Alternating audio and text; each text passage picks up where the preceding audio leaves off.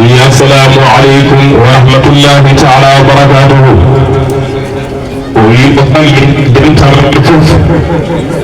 ويجوري مسير بيته ويهوفني من بيزما بكري وياهي لبدواو ويكونا بنكو ويهادي الله عديئن سيرم ببينندو كم بفوف عبتم goto fof e timma o wi kono wonko o yinno yettinde seeɗa o wi kala hunde fof ina jogii lasli ina jogii kadi sababu o wi lasli goodal neɗɗo ko jinnaɗo muɗum o wi caggal Allah kala ko dañaɗo sadu makko o wi kanko ardi samba Allah waɗi o ardima en o wi te gardiɗo kadi wonko sohli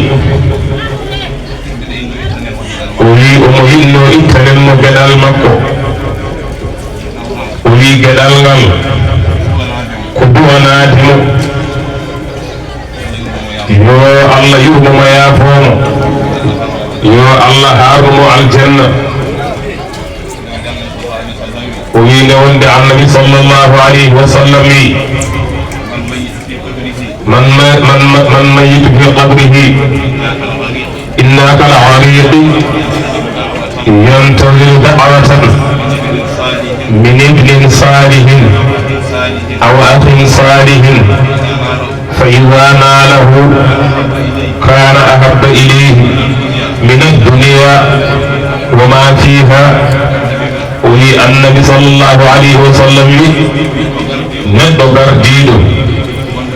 غوندو يا قبري مum to bangi maana way kono e li neddo gondo e yoona yiduni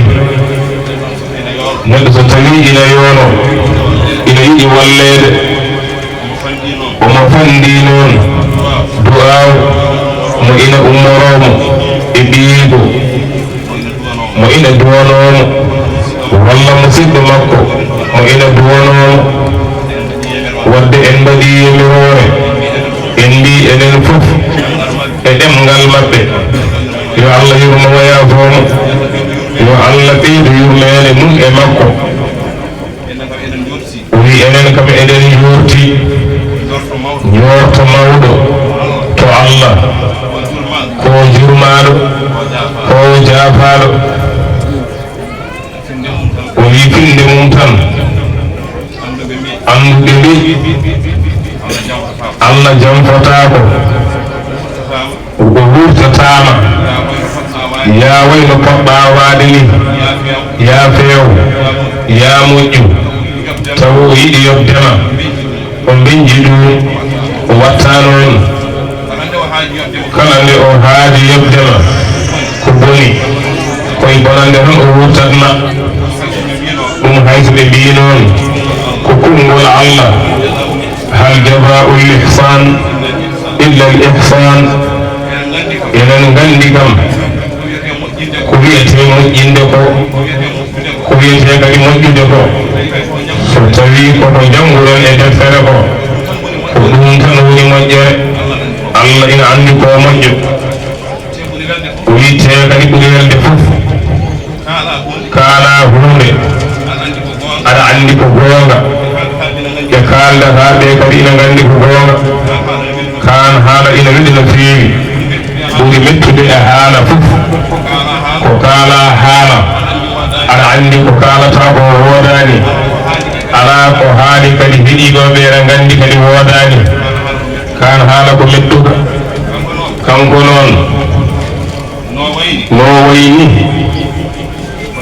ko taguɗi ko gueɗal Allah ko ballal Allah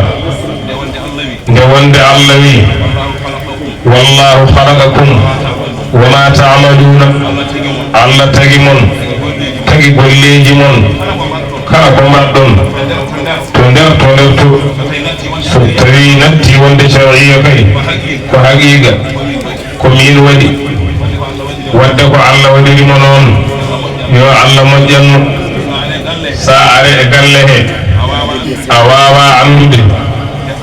desaɗo ɗon walla garɗo ɗon walla jibinaɗo ɗon walla kadi jantuɗo ɗon ko ɓuri hen hawnade fof neɗɗo ina moƴƴanna taw ina hutima sabu neɗɗo ina moƴƴanna pour ina hersuma neɗɗo ina moƴƴanna taw ina hulma walla hayso hulanima wonmo hunduma kono kanko Alaji Samba Seynabou no wurduno e yimɓe ɓeni no wurduno e julɓe ɓeni omo timmina ha timma ko gueɗal makko yo Allah yumoma yaafo haysa a woni ɗon ha a tampi ala fof ko jeeyata ina battini kanko e yimɓe galle makko fof noon nde wonde annabi sallllahu alayhi wa sallam wi walla wino neɗɗo ko moƴƴo mo namnoma beela a meeɗi ɗannodade e makko walla a meeɗi huddude e makko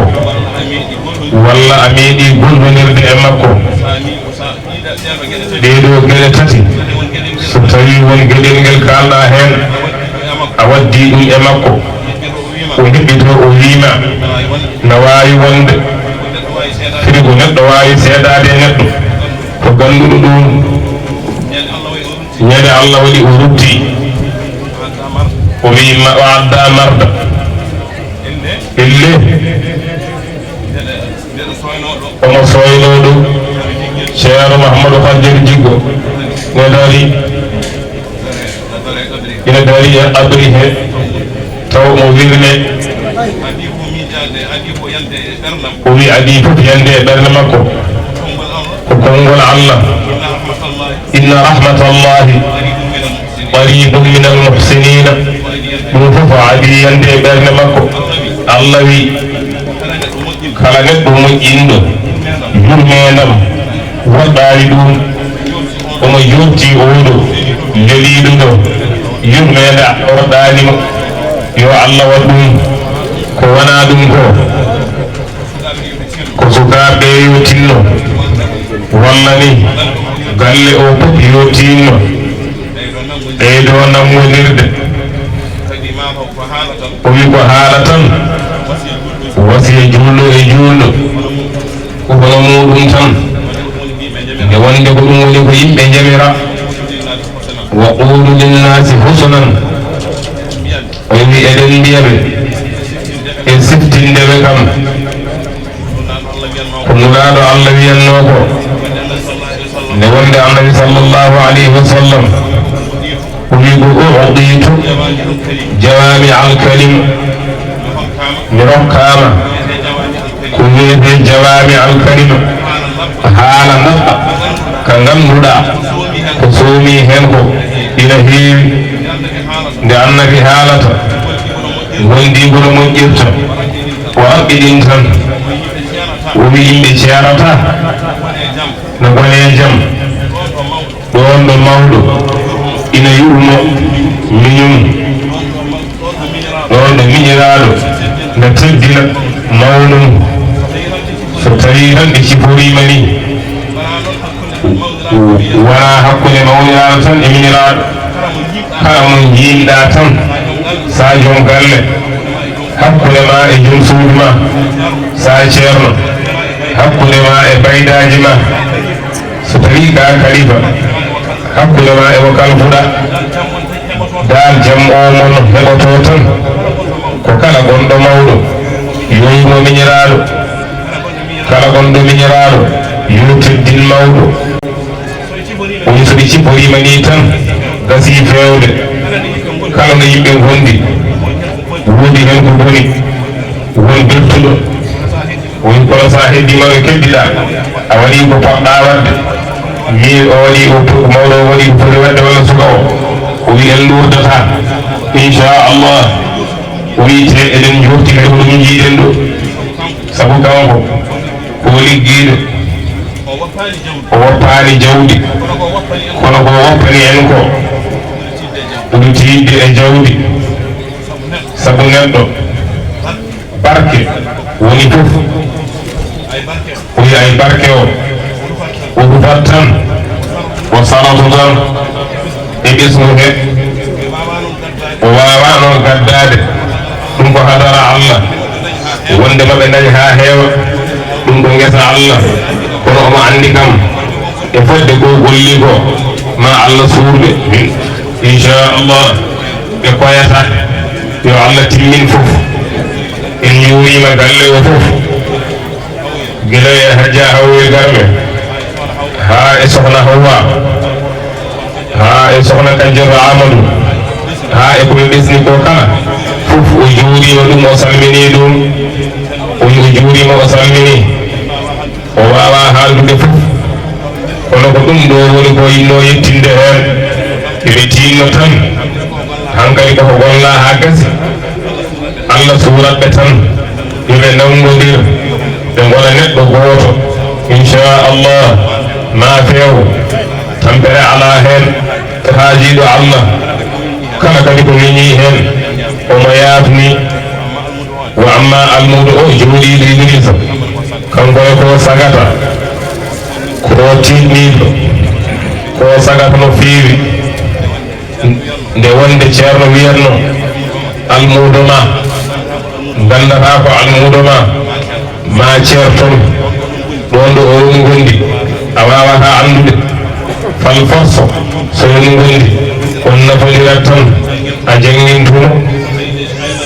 so taw Allah reñimo e cheyɗade ko foti waɗandema o waɗanma kono so yi ha on ceerti ko nden gandoyta beela o ko almudo ma walla wona Allah ina seedi kanko noon ko noon o wayi o wi Allah ina wallimo kala mennoɗo rewde e dudal makko aɓe jiɗimo aɓe kursinimo wonɓe ɗo hande ɓe e rewɓe ɗon ɓe kamɓe fof koɓe sagataɓe kala ko ngal namni so yonti goto fof waɗat hen ko wawi so ɓe jiiɓe teddin ɓe korsinmaɓe mballuma ɗum tan woni neɗɗo wawani ballum ɗum tan o yinno yettinde yo Allah waɗanen enen fof barke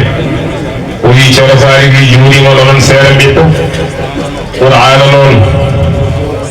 no ceerno Hamdoul Bachir Sall wiiri ni kañum woni fof annabi sallallahu alayhi wa sallam wi so neɗɗo rokkama Qur'ana o wi won kokkaɗo ko ɓuuri ko hokka ko o mawnini ko famɗi o mawnini ko famɗi o famɗini ko mawni kono Qur'ana so neɗɗo rokkama ɗum ala ko heddora assalamu aleykum wa rahmatullah o wi ceerno Mahamadou Amin Jiggo Paate Galo o wi allowol ngal ɗo timmangal ko kanko teddinira ko ceerno Mahamadou Amin Jiggo o wi yo tinno o hertana en hen inchallah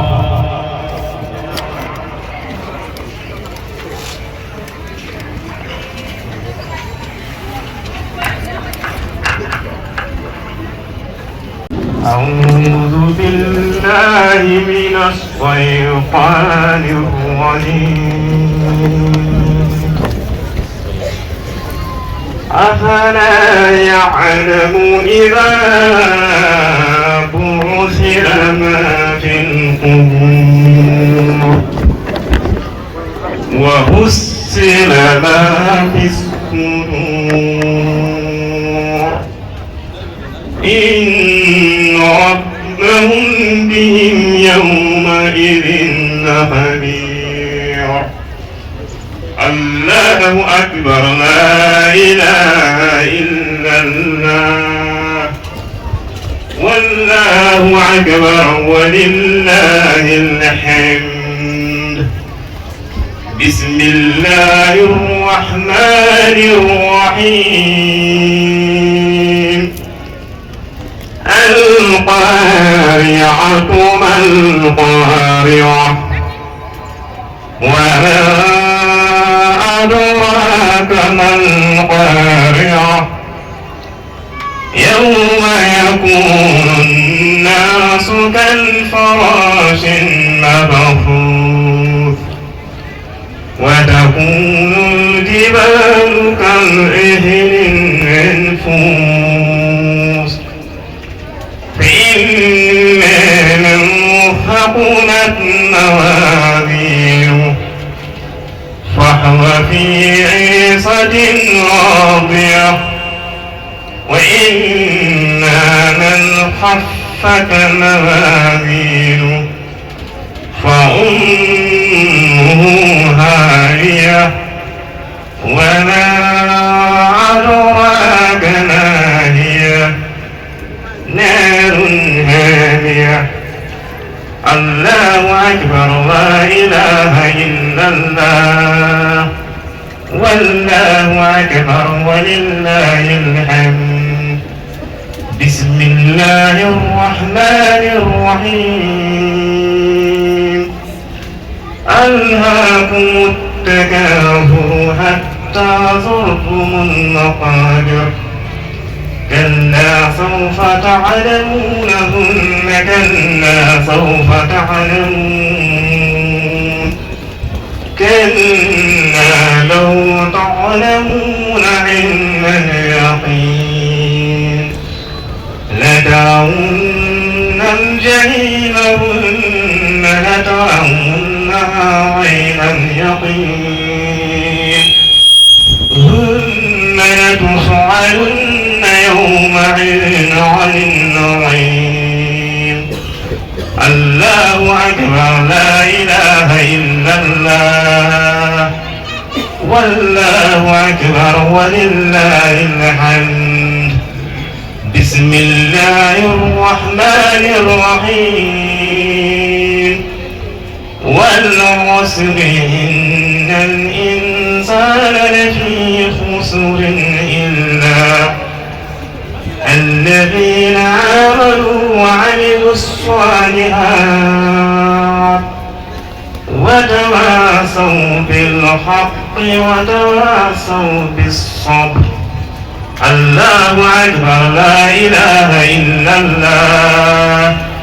والله أكبر ولله الحمد بسم الله الرحمن الرحيم ويل لكل همزة لمزة الذي جمع مالا وعدده يحسب أن ماله أخلده كلا لينبعن في الهضمة وما أدراك ما الهضمة نار الله الموقدة التي تطلع على الأفئدة إنها عليهم موصدة في عمد ممددة الله أكبر لا إله إلا الله والله أكبر ولله الحمد بسم الله الرحمن الرحيم ألم تر كيف فعل ربك بأصحاب الفيل ألم يجعل كيدهم في تضليل وأرسل عليهم طيرا عبابيل ترميهم بحجارة من سجيل فجعلهم كعصف مأكول الله أكبر لا إله إلا الله والله أكبر ولله الحمد بسم الله الرحمن الرحيم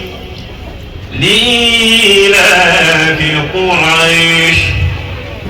إيلافهم رحلة الشتاء والصيف فليعبدوا رب هذا البيت الذي وأطعمهم من جوع وآمنهم من خوف. الله أكبر لا إله إلا الله والله أكبر ولله الحمد. بسم الله الرحمن الرحيم. أرأيت الذي يكذب بالدين فذلك الذي يدق اليتيم ولا يحض على طعام المسكين. فويل للمصلين الذين هم عن صلاتهم ساهون الذين هم يراءون ويمنعون الماعون. الله أكبر لا إله إلا الله والله أكبر ولله الحمد. بسم الله الرحمن الرحيم. إنا أعطيناك الكوثر فصل لربك وانحر إن شانئك هو الأبتر. الله أكبر لا إله إلا الله والله أكبر ولله الحمد. بسم الله الرحمن الرحيم. قل يا أيها الكافرون لا أعبد ما تعبدون ولا أنتم عابدون ما أعبد ولا أنا عابد ما عبدتم ولا أنتم عابدون ما أعبد لكم دينكم ولي دين. الله أكبر لا إله إلا الله والله أكبر ولله الحمد. بسم الله الرحمن الرحيم. إذا جاء نصر الله والفتح ورأيت الناس يدخلون في دين الله أفواجا فسبح بحمد ربك واستغفره إنه كان توابا. الله أكبر لا إله إلا الله والله أكبر ولله الحمد. بسم الله الرحمن الرحيم. تبت يدا أبي لهب وتب ما أغنى عنه ماله وما كسب سيصلى نارا ذات لهب وامرأته حمالة الحطب في جيدها حبل من مسد. الله أكبر لا إله إلا الله والله أكبر ولله الحمد. بسم الله الرحمن الرحيم. قل هو الله أحد الله الصمد لم يلد ولم يولد ولم يكن له كفوا أحد.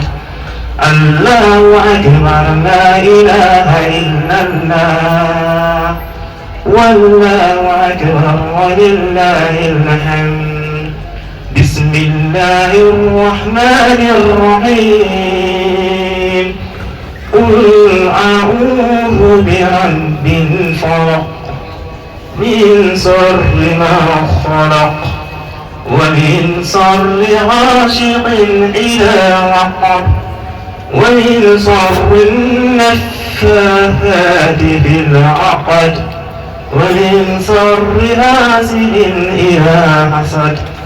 الله أكبر لا إله إلا الله والله أكبر ولله الحمد.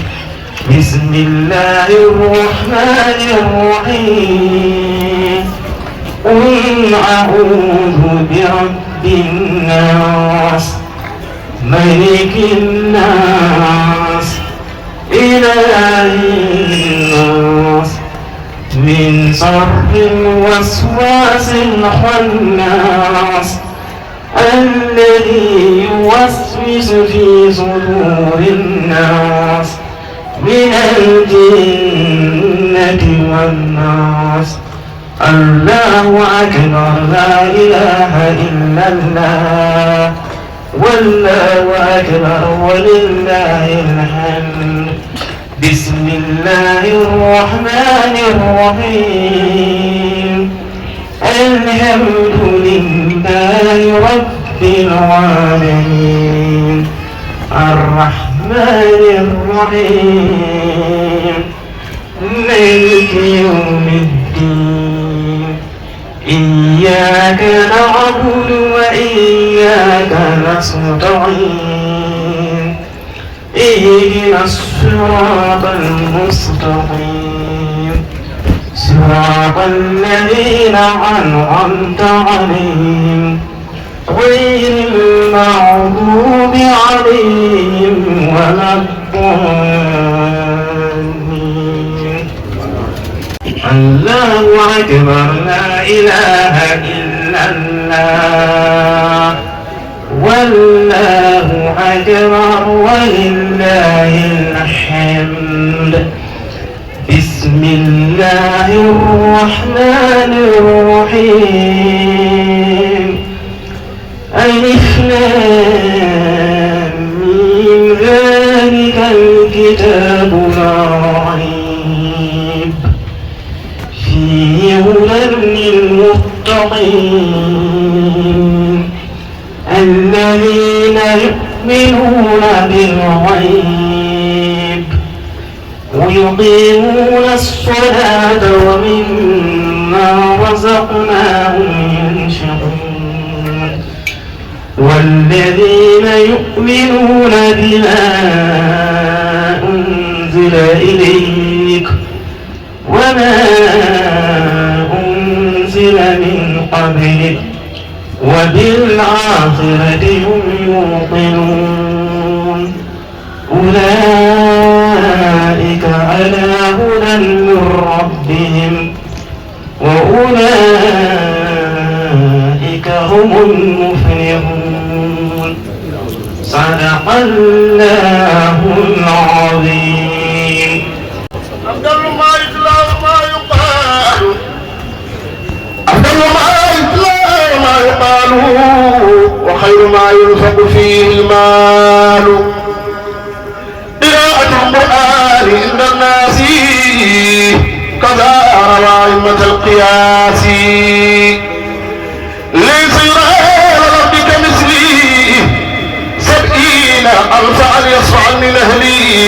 ولا يحاسب ولا يسال.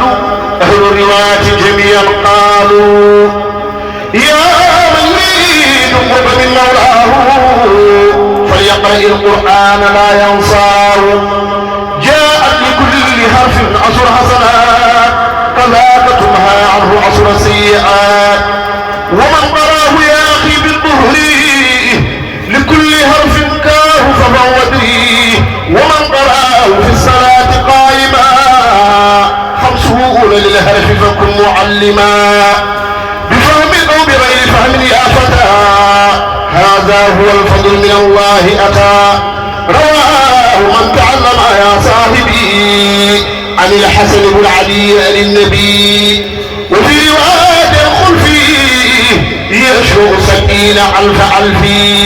وقالوا أيضا حامل القرآن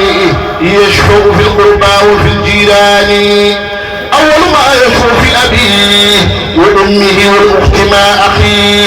مقامه في منزل النبوة يكون بين الخلق والنبوة يكون في القبر عليه نورا وهيبة وقربة مبرورا ستون حزبا ما لها من قيامة أجورها كبيرة عزيمة لنا في الوبرات المعالي وبعدها عبادة في الهالي أرنا يا رب على إدراكها أبصر لنا يا ربنا إمساكها وعبها بالذكر وبفضل الفاتحة بسورة البر وبالإمران وانصرنا يا رب على الشيطان بسورة الأنفال والأعراف ميزانها عمل كوافي وصل يا رب وسلم أبدا محمد المهتدى نور الوجود صفوة الإله من جملة الكون عظيم الجاهي والآل وصحبه الأخيار والآل صلى الله عليه وسلم eɗen ñaago Allah dokko o tedduɗo o kaare sira o yo Allah waɗ en yiɓɓe Allah e yiɓɓe Allah yo Allah huccitina en mana hucciɓe Allah ko adi ko fof ma an almudo deftiɗo e baaɗuno ma e min fof ganden kadi min gandinma an ɓiɗɗo deftiɗo hande dendo gila bagara ha wonnaati mana jangi gila bagara ha wonnaati waɗi mana sariyaji lawol mana no ɓurrawiyankoɓe mbitini ha timmi oɗo jabbo hoorema hande a timmi ceerno hande gonɗo almude hande naɗɗa jangde fama ɗum a jangi gila bagara ha wonnaati temedere hen a anda ko yahata a andano ko Allah mana defe e dow maɗa won gueɗe jange sariya ko ɗum renata diine saabi heewi ɓurana ko janguɗen mana en ganda ko yahata doɓat tan ko doɓata ko ɗon ko sariya timminta ɗum jangen sariya kuren sariya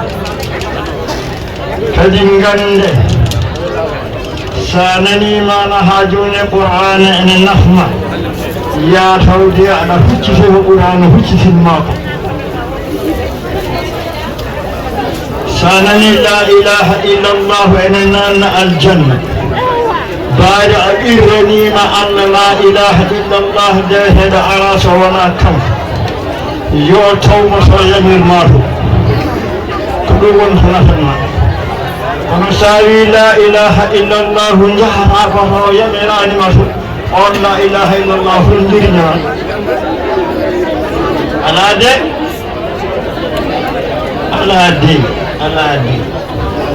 to kucciɗɗa e la ilaha illallah ari deweteɗo ala so wona Allah hucci wat yo taw maɗɗa ha joni to yamirma to o tawno to yamirani ɗum noon ko enen fof ndendi ɗum sa nani mana ha joni jangde ene tonga jomum holko ɓuuri balana gum bawura e jangde holko ɓuuri iblis mana e gandal ko wonno o tawa Allah tawanimo mana to wiya yo wonto ƴeewe ɗo wattini tinnoɗen yo Allah wallu en tinnoɗen yo Allah reen en yo Allah suur en o sudda ayibbaji men o uddi hen ko waɗi barke yo Allahu reen men ɗo yitere gaña heɓata yo Allah mofti men ɗo junnu gaɗe heƴata e jaahi Muhammadin sallllahu alayhi wa sallam ɓe ngaɗa hilifaɓe mana taweɗoɓe eɗen ñaago Allah noon yo Allah renane en yo Allah ɓamtu en hono lesɗin en yo allahu waɗa wuurnu men o wuurde men e diine l'islam o wona en heen haa kodde en e neɓaɗo allah sallllahu alayhi wa sallam بجاه ربنا آتنا في الدنيا حسنة وفي الآخرة حسنة وقنا عذاب النار ربنا لا تزغ قلوبنا بعد إذ هديتنا وهب لنا من لدنك رحمة إنك أنت الوهاب ربنا هب لنا من أزواجنا وذرياتنا قرة أعين واجعلنا للمتقين إماما اللهم أرجعنا رضا لا سخط بعده أبدا واجعلنا من عبادك الصالحين الذين لا خوف عليهم ولا هم يحزنون يا رب بالمصطفى بلغنا قاصدنا واغفر لنا ما مدى يا واسع الكرم سلم جوسي من جوري مسيرم ببي هنا سيرم دي مانا قرآن على كفل سن حند مانا هاجونني دفو حند على كو هاندان حند على كو هاندان اموئين hande oɗo gadduɗo oɗo ɓuranno hono miñiraɗo o winiji Mouhamadoul Bachir ene wayno mana tabarakallah en mba hen yewtide hay hunde so wata mataw so neɗɗo haalani hen mataw woda no wayi kono noon mana ene wayno haala kam ko gasi assalamu aleykum wa rahmatullahi taala wa barakatuh bisimilla bon noon bisimilla bisimilla bismillahi irrahmani irrahim بعد أعوذ بالله من الشيطان الرجيم لا حول ولا قوة إلا بالله أصحاب السمو والمعالي حضرات السادة أيها الحضور أيوة ما شاء الله والصلاة والسلام على رسول الله ورضي الله عن شيخنا تاج العارفين قطب الأقطاب شيخنا أحمد بن محمد السالم الشريف الحسن التجاني بندرادي إن بالتيمة إن بالتنيمة الله إن لا شيخنا أحمد التجاني غنم ودم في حضرة الله كتودن نسو تبي ودي أري حفلة يا دنهن كو يوتا بدا كنترول فيزيك ما يوا أدوما هون بلي أودي نلا فيزيك تكنيك إكاربول ما يوا كن وجهها يوا كن ونوتا يوا كن نجود يعني adi fof en jetti ceernaji o gaddande men qur'ana o en jetti kadi mawɗo galle gonnol ɗo alhaji samba seynabou yo allah ɓeyde makko yurmede en jetti jinnaɓe ɓe kadi jibiɗe suka garɗo o dewle baɗaɗe ɗe yo allah waɗi majje barke ko jimmi on wasiyani ayuha talamis ɗe hemon amudu ko adi fof jangge hoto jangi kilo ɗe jangge haqiqa ala kulli haalin sa jangani awawa ganduɗa ma yaade pewna ko feewi walla kaala ko feewi il faut janga mbaɗa contrôle gona kadi sous gestion mo ganduɗa taw ko ceerno haqiqa yuwasluka ila llah ceerno waytinma allah hoto newɗen zamanu o e koye meɗen tan cikken allah tagri men tan ko aba tan onon kadi yimɓe galle ɓe no ceerno sadiki wi ni ndewodire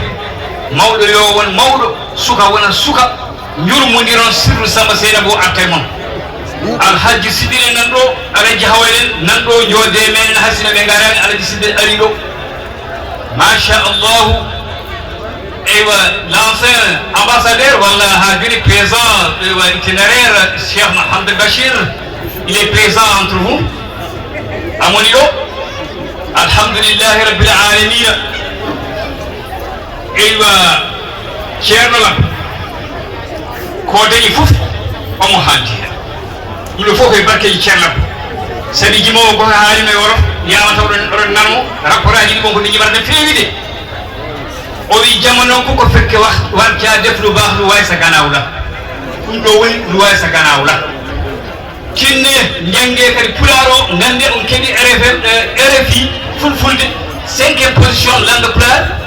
to Nations Unies to ɗaɗar waɗama jaisa mawɗo koto ñeƴƴi tan koye men janguinen ko jarama emen so tawi ko baraji ɗi enen kam kamɓe keeɓi baraji ɗi gila o wi ba siñiji mimarat hanti kanko ceerno e almudo o e jinnaɓe ɓe pecci baraji ɗi tagui yiɗi addoyde ga beele peccoɗen heen beele noon neɗɗo ina liggoro mere mere daña baraji tan tawa haydara a waɗani hay Allah no wayi mawnude ni sohlade neɗɗo haydara kono wi ko aljanna mum kañum jeyi o ñamlani o rokkani ko jeeyo wadde noon jaltinen e posuji men mbaɗen e alluwal he teddinen ceerno o ngara ko addi men ɗo ko duwaw o omono saggi dow asaman o yettaki Allah taw ma jaltinen ko woni e posuji he teddinen qur'ana o Cheikh Mahamadou Bachir wi joni ni no wiiri joni ni joni eɗen ñi ceerno Mamadou ceerno Hamidou Djigo yimi joni afdalu ma yutla o wa ma yuqalu yo wat dalilu jaato rewɓe to jaato worɓe to ha ndendinen ko poɗɗen rendinde beele ko addi men ɗo ko enen fof meɗen nawon ɗum noon tinnoɗen hen no moƴƴi eɗen ñi o yimi ɗum ko dañƴen hande ko ala ɗo neɗɗo wawi ɗum dañde ɓuri moƴƴude kaɗa dursito kaɗa haala kaɗa janga fofof ko qur'ana ɓuri moƴƴude kaɗa ƴetta jangdema jawdi ma aɗa nafa fofof ko qur'ana kala ko mbawɗa wadde a waɗani ngal ɗo annuwal ya andu kam a waɗi kono noon golle ɓurɗe moƴƴude ɗe ɓurɗe timmude ɗe ɓurɗe yawde yettoyade ɗe dewoji appiyage o faat alɓurɗa ko alqur'ana o o wirindinama gila nane noon yonata kala mo waɗano yo wattu hen kadi kala bannoɗo yo wattu kala bannoɗo fof o wattu sen jogui balade ɓefri mbaɗa yoɓe teddina anduwol ngal laysa yura ala al ardi ka mislihi 70 alfan yasfa'na min ahlihi hono dañata ɗum fodde temedde jeeɗiɗi ujunere leñol bamma jogornoɓe nadde jeygol hande oɗo deftiɗo ɗo janggo yawmal qiyamati leñol bamma ko fodde capanɗe jeeɗiɗo ujunere jogornoɓe nadde jeygol kayitan nadde jeygol sababude alqur'ana o leñol nene makko fodde capanɗe jeeɗiɗi ujunere jogornoɓe nadde jeygol ko refti annuwal ngal ko hanti kala jogornoɗo nadde jeygol leñol nene makko fodde capanɗe jeeɗiɗi ujunere fof kayite nadde jeygol kanko mo tefano ɓen o nannaɓe aljanna o wi ɗin baraji noon sen jooɗima tan eɗen daara tan jooɗoɗen en jaɓari ɗum mbaɗen bannuɗo fof yo wattu ganden malaikatullahi lazimtum ila alqurama'i kufatli jam'ikum ɗuba liman hadaru kala tawaɗuɗo malaikaji kam nana jooɗi ina keɗomen ina jaɓana golle men ko kalɗen ɗo fate moƴƴere fof ɓe mbiyana men amin ha gaynen ɓe nawtana golle ɗe Allah yo Allah jaaboɗen tinnoɗen hen no fewi noon teddinen ceerno kanko e almudo one yo teddine jinnaɓe yoɓe teddinmo ceerno Salif haalinade jinnaɗo maɗɗo gorko ruttima yo Allah yurmo ɗum sikki ala o kay ko moƴƴere tan dañata hakkude jinnaɗo e ɓiɗɗo haqqe mum o kam timmini babiraɗo kam timmini so tawi a jibini neɗɗo a inniri ɗum inde moƴƴere a gayni a ƴetti ɓiɗɗo a nawi ɗum e alluwal alqur'ana jangi haareni alqur'ana gueɗel tataɗiyel ngel a ruttima a nanni ɗum haɗande ko jolfuɓe mbiyata so jaan waccana ɗum woni hakkude ɓiɗɗo e jinnaɗo o kay to woni to hande yonni kankone omon toon jooɗiri e waaɓere makko akbara feet o wi o laabde tinnoɗe no feewi tinnoɗen e alluwal he Cheikh Tidiane mo ceerno Alhusein Ba toto Parcelles yettima ɗo joni o miñi ko gotono joni ceerno Mountakha ɓeeɗo fof wari e moƴƴuɓe fof nan ɗo jooɗi ceerno Mouhamadoul Bassirou e o andi e ɗo anda ceerno Mouhamadou Lamine Djibo en moƴƴuɓe fof bentiɗo hande en gummata ko ɗo so wona ko jogorɗen heɓɓe ɗo ko fofof heɓen jehen yo Allah timmin bisimilla seydi Ba o kalatno ko ceerno Mountaga ko ceerno Yahya Ba الرحيم مالك يوم الدين إياك نعبد وإياك نستعين اهدنا الصراط المستقيم صراط الذين أنعمت عليهم غير المغضوب عليهم ولا الضالين آمين بسم الله الرحمن الرحيم قل هو الله أحد الله الصمد لم يلد ولم يولد ولم يكن له كفوا أحد بسم الله الرحمن الرحيم قل أعوذ برب الفلق من شر ما خلق ومن شر غاسق إذا وقب ومن شر النفاثات في العقد ومن شر حاسد إذا حسد بسم الله الرحمن الرحيم قل أعوذ برب الناس ملك الناس إله الناس من شر الوسواس الخناس الذي يوسوس في صدور الناس من الجنة والناس بسم الله الرحمن الرحيم ألف لام ميم ذلك الكتاب لا ريب فيه هدى للمتقين الذين يؤمنون بالغيب ويقيمون الصلاة ومما رزقناهم ينفقون والذين يؤمنون بما أنزل إليك وما أنزل من قبلك وبالآخرة هم يوقنون أولئك على هدى من ربهم وأولئك هم المفلحون رب اجعلنا منهم صدق الله مولانا العظيم وبلغ رسوله الكريم ونحن على ما قال ربنا وخالقنا ورازقنا ومولانا من الشاهدين الشاكرين اللهم ربنا تقبل منا ختم القرآن وتجاوز عنا ما كان في تلاوته من السهو والنسيان أو تحريف كلمة عن موضعها أو تغيير حرف أو تقديم أو تأخير أو زيادة أو نقصان أو تأويل على غير ما أنزلته أو ريب أو شك أو تعجيل عند تلاوته أو كسل أو سرعة أو زيد اللسان أو وقوف بغير وقف أو إدغام بغير مدغم أو إظهار بغير بيان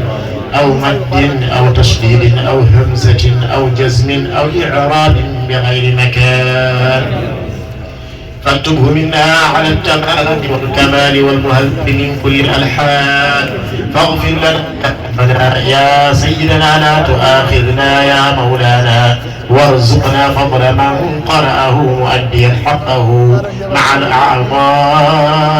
والقلب واللسان وهب لنا به خواتم الخير والسعادة والبشارة والأمان ولا تختم لنا بالشر والشقاوة والضلالة والطغيان ونبهنا قبل المنايا عن نوم الغفلة والكسلان وأمنا وأمن موتانا وموتى المسلمين من عذاب القبر ومن سؤال منكر ونكير ومن أكل الديدان وبيض وجوهنا يوم البعث وأعتق رقابنا من النيران ويمن كتابنا ويسر حسابنا وثقل ميزاننا بالحسنات اللهم ثبت أقدامنا على الصراط وأسكننا في أعلى الجنان وارزقنا جوار سيدنا محمد عليه الصلاة والسلام اللهم ارزقنا محبة سيدنا محمد عليه الصلاة والسلام اللهم ارزقنا اتباع سنة سيدنا محمد عليه الصلاة والسلام وأكرمنا بلقائك يا ديان استجب دعاءنا بحق التوراة والإنجيل والزبور والفرقان أعطنا جميع ما سألناك به في السر والإعلان وزدنا من فضلك الواسع بجودك وكرمك يا رحيم يا رحمن. اللهم صل على سيدنا محمد صاحب الشريعة والبرهان برحمتك يا أرحم الراحمين. اللهم وارفعنا بالقرآن العظيم وبارك لنا بالآيات والذكر الحكيم وتقبل منا إنك أنت السميع العليم وتب علينا يا مولانا إنك أنت التواب الرحيم. اللهم زينا بزينة القرآن وأكرمنا بكرامة القرآن وألبسنا بخلعة القرآن وعافنا من كل بلاء الدنيا وعذاب الآخرة بحرمة القرآن وأدخلنا الجنة مع القرآن وارحم جميع أمة سيدنا محمد بحق القرآن. اللهم اجعل القرآن لنا في الدنيا قرينا وفي القبر مكرسا وفي القيامة شفيعا وعلى الصراط نورا وإلى الجنة رفيقا وبيننا وبين النار والناس المفسدين والأعداء ومكائدهم وشرارهم سترا وحجابا وإلى الخيرات كلها دليلا وإماما بفضلك وجودك وكرمك يا أكرم الأكرمين. اللهم اهدنا بهداية القرآن وعافنا بعناية القرآن ونجنا من النيران بكرامة القرآن. اللهم أدخلنا الجنة بشفاعة القرآن وارفع درجاتنا بفضيلة القرآن وكفر عنا سيئاتنا بتلاوة القرآن يا ذا الفضل والإحسان.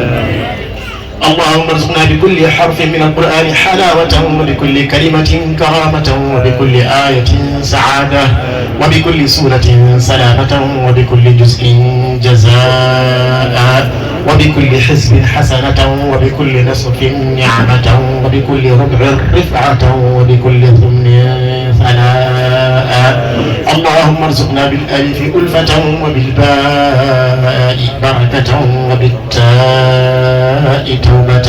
وبالثاء ثوابا وبالجيم جمالا وبالحاء حكمة وبالخاء خلالا وبالدال بلوغا إليك يا الله وبالذال ذكاء وبالراء رحمة وبالزاي زلفة وبالسين سناء وبالشين شفاء وبالصاد صدقا وبالطاء ضياء وبالطاء طهارة وبالضاء ظفرا وبالعين علما نافعا وبالغين غنى وغناء وبالفاء فلاحا وبالقاف قربة وبالكاف كفاية وباللام نقرفا وبالميم موعظة وبالنور نورا وبالواو وصمة وبالهاء هداية وبالهاء بالألف لقاء وبالياء يسرا يسرا يسرا. وصلى الله على سيدنا مولانا محمد وآله الطاهرين الطيبين أجمعين. اللهم بلغنا ثواب ما قرأناه ونور ما تلوناه وسر ما تلوناه وبركة ما تلوناه هدية واسرة مقبولة متصلة منك إلى روح سيدنا نبينا محمد عليه الصلاة والسلام وإلى أرواح أصحابه رضي الله عنهم أجمعين وإلى أرواح جميع الأنبياء والأولياء والمرسلين وإلى روح شيخنا ووسيلتنا إلى ربنا أبي العباس أبي الفيوضات أبي الفتوحات أبي الخيرات أبي البركات مولانا أحمد بن محمد التجاري الشريف رضي الله عنه وعن جميع مقدميه وخلفائه وتلاميذه وتلامذته وخاصة خاصته ومن ينتصب منه إلى يوم الدين وإلى أرواح آبائنا وأمهاتنا وإخواننا وأصدقائنا وأساتذتنا ومشايخنا خاصة وإلى أرواح جميع المؤمنين والمؤمنات والمسلمين والمسلمات الأحياء منهم والأموات أجمعين عامة وإلى جميع أصحاب الخيرات من المؤمنين والمؤمنات. اللهم انصرنا بهم وانصرنا النصر الدين واخذل اللهم من خذل المسلمين. آمين يا رب العالمين برحمتك يا أرحم الراحمين بجاه رب درجته وبحرمته وببركة. اللهم صل على سيدنا محمد الفاتح لما أغلق والخاتم لما سبق ناصر الحق بالحق والهادي إلى صراطك المستقيم وعلى آله حق قدره ومقداره العظيم صلاة عظيمة القدر والمقدار صلاة تجعلنا بها من أهل السر والأسرار. سبحان ربك رب العزة عما يصفون وسلام علينا وعلى المرسلين والحمد لله رب العالمين. salatul fatiha